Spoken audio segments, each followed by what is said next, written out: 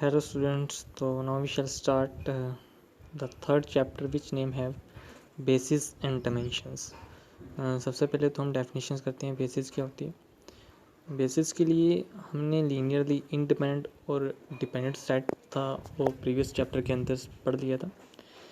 Basis किसी भी vector spaces की बेसिस के बारे में भी हमें डिस्कस करना है तो हर एक वेक्टर स्पेस की बेसिस एग्जिस्ट करती है, वो फाइनाइट भी हो सकती है, इनफाइनाइट भी हो सकती है। तो डेफिनेशंस के अंदर किसी भी वेक्टर स्पेसेस की बेसिस के बारे में हमने डिस्कस करना है। यहाँ पे लेट वी भी ये वेक्टर स्पेस है, इस subset B capital B of vector space V is set to be या is called basis of vector space V if and only if अगर वो दो कंडीशन को सेटिस्फाई करता है। फर्स्ट कंडीशन इज कि B is linearly independent set होना चाहिए एंड सेकंड इज कि लीनियर स्पैन ऑफ बी सारे का सारा वी जनरेट करते। दैट मीन्स हम किसी non empty set V capital B of we को बेसिस कहेंगे अगर वो लीनियरली इंडिपेंडेंट है, और सेकंड कि उसका लीनियर स्पैन है जो वो सारे का सारा जनरेट करे वेक्टर स्पेस वी को। और इन अनदर वर्ड कि अगर हम every elements of V is linear combination of element of B. Second part के अंदर हम जो उसको एक्सप्लेन किया कि क्योंकि लीनियर स्पैन के अंदर वही होता है कि एलिमेंट जनरेट होते हैं लीनियर कॉम्बिनेशन में लिखे जाते हैं। तो अगर वी का हर एक एलिमेंट लीनियर कॉम्बिनेशन बी के एलिमेंट में लिखा जाए तो हम कहेंगे कि linear span of B is equal to V. Note first कि a set of vector having zero vector is linearly dependent होता है। हमें किया था कि जो सेट ऑफ वेक्टर्स होते हैं जिनके अंदर जीरो वेक्टर वो लीनियरली डिपेंडेंट होता है प्रीवियस चैप्टर के अंदर, तो वो कभी भी बेसिस नहीं हो सकता क्योंकि बेसिस को बनाने के लिए हमें लीनियरली इंडिपेंडेंट सेट चाहिए। तो अगर कोई ऐसा सेट है जिसके अंदर जीरो वेक्टर पड़ा है तो वो कभी भी बेसिस नहीं बन सकता वेक्टर स्पेस की।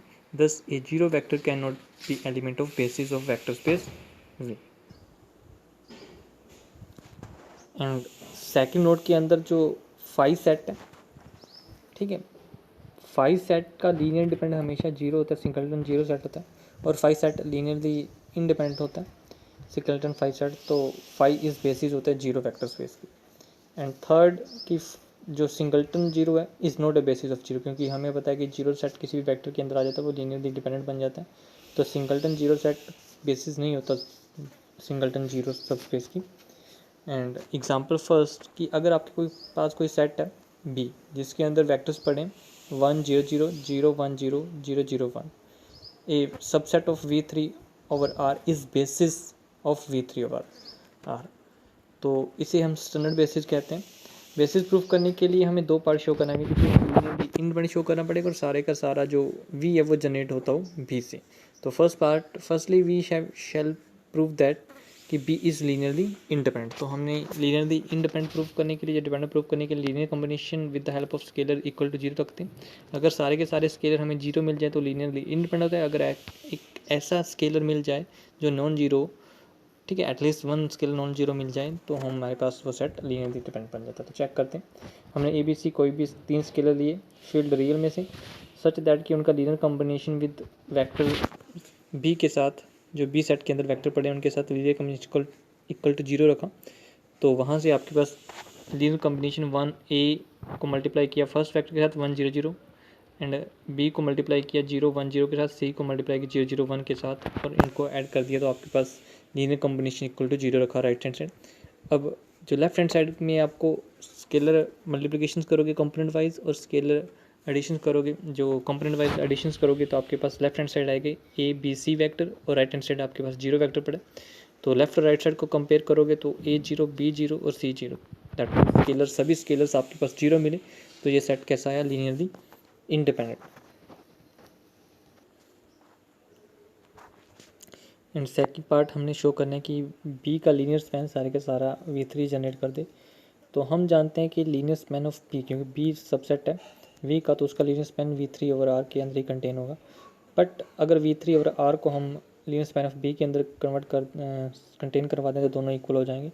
तो हम कोई भी अल्फ़ा बीटा गामा वेक्टर है वो V3 में से उठाया, इस वेक्टर को हमने कंटेन करवाना है लीनियर स्पैन ऑफ बी।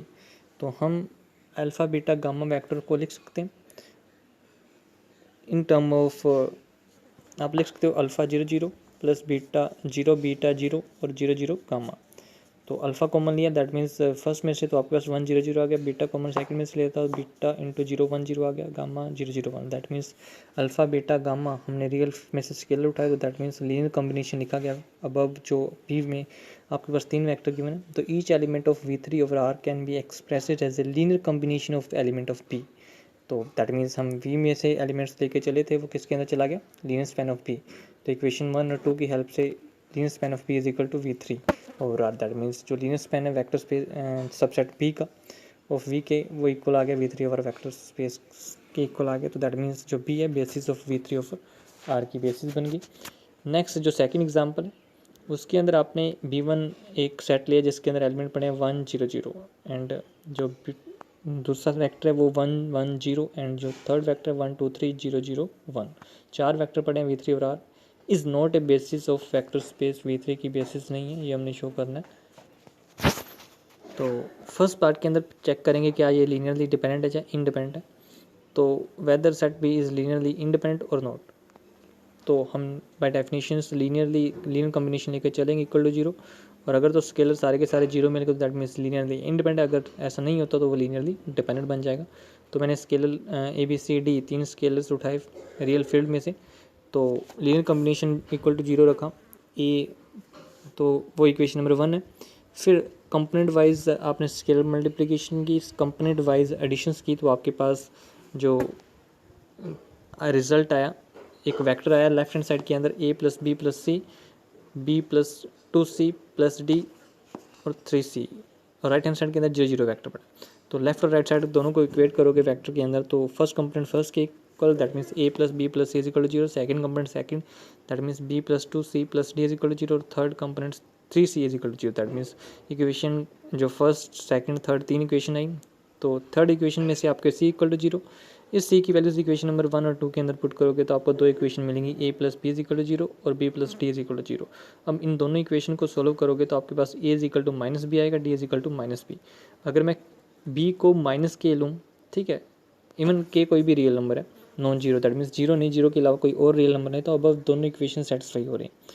ठीक है, तो अब ए को अगर मैं के को 1 पुट कर दूं तो आपके पास जो तीनों इक्वेशन है 1 2 3 वो सेटिस्फाई करेगी। दैट मीन्स हमारे पास नॉन जीरो स्केलर ऐसे मिल गए कि जो अब लीनियर कॉम्बिनेशन हमें जीरो दे रहे हैं। तो दैट मीन्स अब लीनियर कॉम्बिनेशंस के अंदर अगर एक भी स्केलर नॉन जीरो मिल जाए तो हम कहते हैं कि वो लीनियरली डिपेंडेंट सेट है। तो दैट मीन्स जो आपके पास B1 सेट है वो लीनियरली डिपेंडेंट है। तो इस केस के अंदर आपके पास लीनियरली डिपेंडेंट सेट हो गया, बट बेसिस होने के लिए आपके पास लीनियरली इंडिपेंडेंट सेट चाहिए। दैट मीन्स जो B1 है वो बेसिस नहीं फॉर्म कर सकता V3 ओवर R की। तो B1 is not a basis of R की।